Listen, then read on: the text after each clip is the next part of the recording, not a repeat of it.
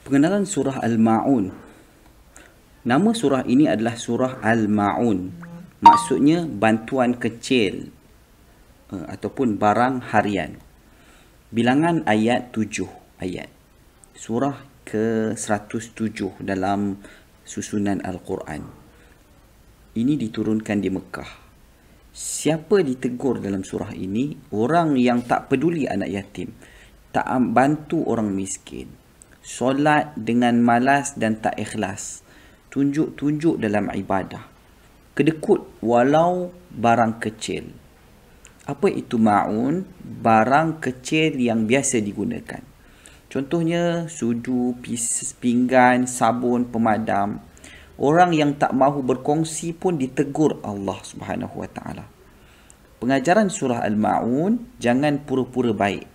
Tolong anak yatim dan orang miskin. Solat dengan ikhlas. Ringan tangan bantu orang walau barang itu kecil.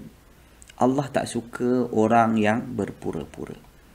Nasihat kepada murid, adik-adik, kalau kawan pinjam pemadam atau pensel, bagi je.